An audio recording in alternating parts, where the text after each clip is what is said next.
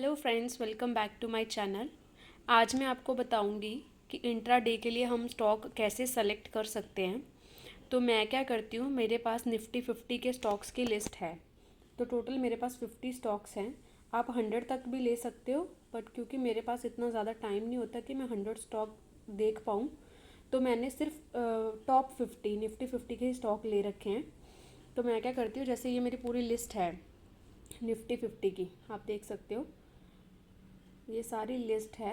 तो मैं क्या करूँगी, जैसे मेरा पहला स्टॉक है रिलायंस का यहाँ पे, तो मैं रिलायंस पे क्लिक करूँगी और मैं क्या करूँगी, इसका मैं पहले तो मैं इसको 30 मिनट्स पे एनालिसिस करूँगी कि देखती हूँ मुझे कुछ चार्ट पैटर्न या कुछ कैंडलस्टिक पैटर्न मिल रहा है कुछ कंफर्मेशन के साथ। तो मुझे अभी तक तो कुछ नहीं मिल रहा डबल कंफर्मेशन के हिसाब से। सेम फिर मैं 1 घंटे के चार्ट पे देखूँगी, फिर मैं 4 घंटे के चार्ट पे देखूँगी, फिर 1 दिन के चार्ट पे देखूँगी। अगर मुझे और बड़ा टाइम फ्रेम पे जाना है, जो कि जैसे ही आप बड़े बड़े टाइम फ्रेम पे जाते रहोगे आपकी एक्यूरेसी उतनी बढ़ती जाएगी। तो मैंने सपोज़ करो वीकली चार्ट पे चली गई, तो वीकली चार्ट पे भी मुझे अभी कोई ख़ास मिल नहीं रहा। तो जैसे अगर कुछ मुझे पैटर्न मिलता है वीकली पे मंथली पे, तो मैं अलग अलग हिसाब से, किसी में मैं ट्रेड करती हूँ, किसी में स्विंग करती हूँ, किसी में मैं इन्वेस्टिंग करती हूँ। तो अगर मुझे मिल जाता है इसमें तो फिर मैं करती क्या करती ट्रेड कर लेती। बट यहाँ पे मुझे नहीं मिला तो मैं अगले स्टॉक पे चली जाऊँगी। जैसे इन्फी का है, इन्फोसिस का स्टॉक है, तो इसको 30 मिनट पे देखूँगी, कुछ खास मिला नहीं।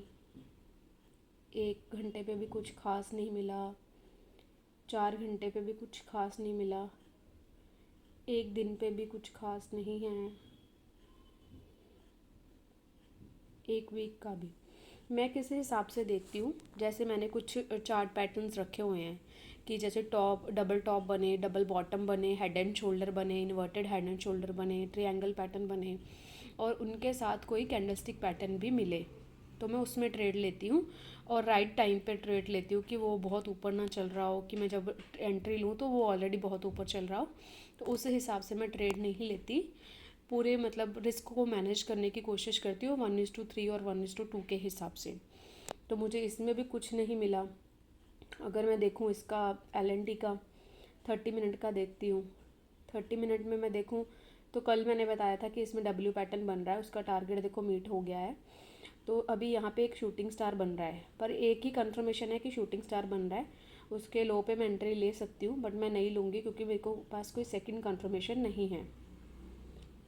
ऐसे ही हम अलग अलग स्टॉक पे एनालिसिस कर लेंगे, और जो स्टॉक में हमें जैसे कैंडलस्टिक मिल गई या कोई चार्ट पैटर्न मिल गया और कंफर्मेशन के साथ मिल गया, तो उसमें मैं एंट्री ले लूँगी जहाँ पे मेरा बाय प्राइस होगा, और उसी हिसाब से मैं अपना SL और अपना जो कहते हैं ना टारगेट मैं डिफ़ाइन कर लूँगी। और कभी भी पूरी कैपिटल एक स्टॉक में नहीं लगाते हैं। मान लो मेरे पास 1 लाख की कैपिटल है या मेरे पास 10,000 की कैपिटल है, तो मैं उस पूरी कैपिटल से सिर्फ एक ही स्टॉक में इन्वेस्ट नहीं कर दूँगी।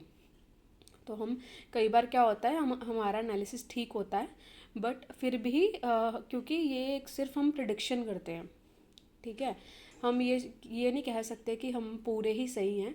तो कई बार हमारा SL भी हिट होगा। तो अगर आप सारी कैपिटल एक स्टॉक में लगा दोगे तो आपका SL हिट हो गया तो आपको बहुत बड़ा लॉस हो जाएगा। तो बेटर ये रहता है, अगर आपको स्टॉक मार्केट में सक्सेसफुल होना है तो कम क्वांटिटी से करो।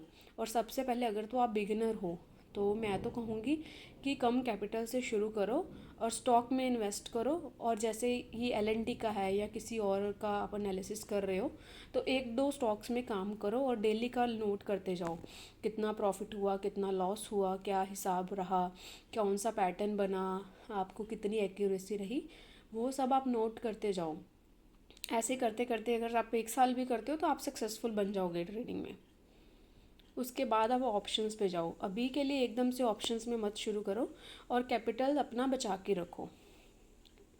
और कोई भी डाउट हो आप कमेंट कर सकते हो, मैं हर कमेंट का जवाब दूंगी, बट कमेंट रेलेवेंट होना चाहिए।